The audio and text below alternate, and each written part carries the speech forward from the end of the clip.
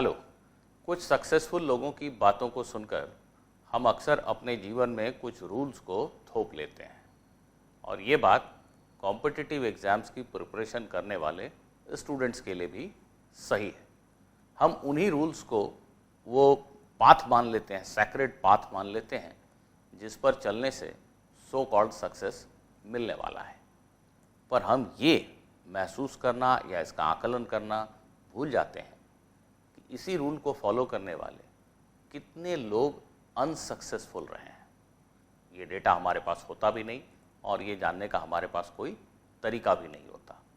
पर इसको अगर महसूस करने की कोशिश करें, आसपास को, आसपास की चीज़ों को, लोगों को ध्यान से देखें, तो आप पाएंगे कि अनसक्सेसफुल होने वाले हमेशा बहुत बहुत बहुत ज़्यादा हैं।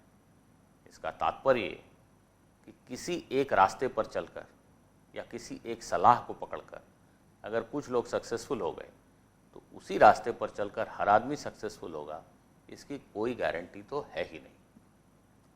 ये डिस्कशन मैं इसलिए कर रहा हूँ कि हाल फिलहाल ऐसे प्रश्न कई स्टूडेंट्स मुझसे पूछ रहे हैं कि हमें अपना सिलेबस कब तक फिनिश कर लेना चाहिए। अगर हम जेईई या नीट 2027 की प्रिपरेशन में लगे हैं तो हमारा सिलेबस जुलाई तक ख़त्म हो जाना चाहिए, सितंबर तक, अक्टूबर, नवंबर या दिसंबर तक, कब तक ख़त्म हो जाना चाहिए? ये सवाल उनके मन में आया कहाँ से? निश्चित तौर पर उन्होंने अपने कुछ सीनियर्स या कुछ फ्रेंड्स की बातों को सुना है। वो शायद स्टूडेंट ऐसे थे जो सेलेक्ट हो गए और उन्होंने, किसी ने कहा कि हमने अगस्त में ही सिलेबस ख़त्म कर दिया था और आखिरी के 4-5 महीनों में हम सिर्फ मॉक टेस्ट देते थे, क्वेश्चन प्रैक्टिस करते थे। और किसी ने कहा कि हमने तो जुलाई में ही ख़त्म कर लिया था। तो आप एक तरह से थोड़े कंफ्यूज हो गए, लेकिन आपके मन में ये बात गहरी बैठ गई कि हाँ, सिलेबस बहुत जल्दी ख़त्म करना चाहिए। ये एक थंब रूल हो गया, ये एक सीधा रास्ता दिखने लगा सेलेक्ट होने के लिए। पर आप ये देखना भूल गए, और आपके पास देखने का कोई तरीका भी नहीं है शायद, कि इस रास्ते को अपनाकर पास्ट में कितने लोग फेल हो चुके हैं। मैं अपने अनुभव से बता रहा हूँ कि मैक्सिमम लोग ऐसे रास्तों पे चल के फेल ही होते हैं। हमें ये एक्सेप्ट करना पड़ेगा कि हर कोई गॉड गिफ्टेड नहीं है और हर कोई एक फ्रेंटिक पेस पे चीज़ों को नहीं सीख सकता है। सिलेबस कंप्लीट होने का टाइमलाइन क्या होना चाहिए, सवाल ही बेतुका है।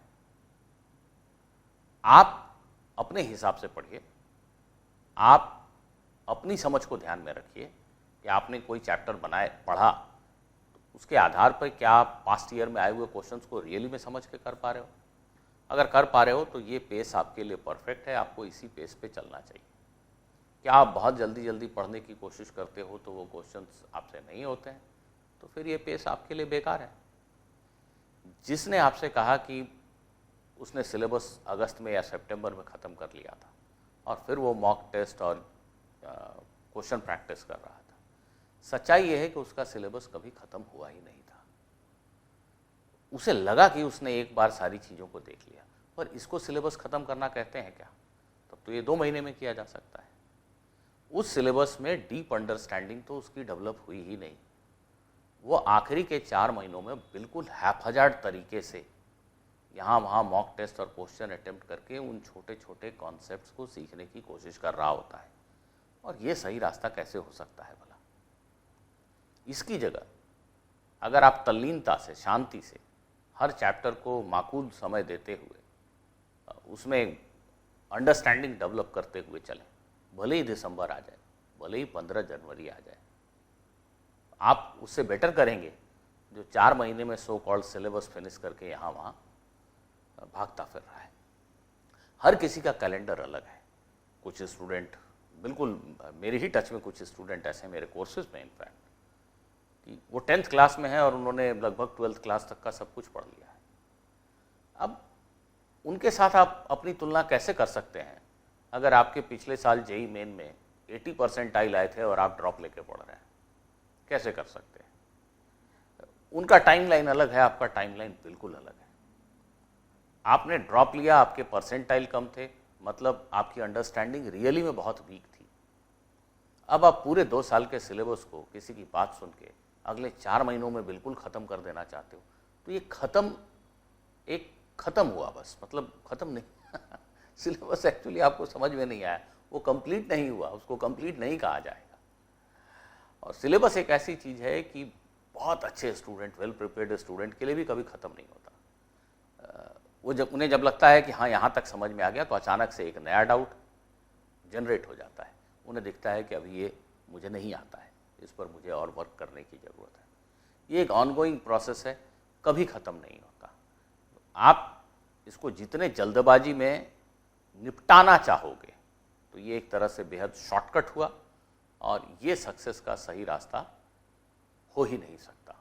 इस बात को समझ लीजिए, अपने हिसाब से काम कीजिए, अपनी अंडरस्टैंडिंग को बिल्ड करने पे ध्यान दीजिए। भले ही आपका सिलेबस थोड़ा लेट कंप्लीट हो, पर आप अपने हैसियत के हिसाब से सबसे बेहतर परफॉर्म कर पाएंगे।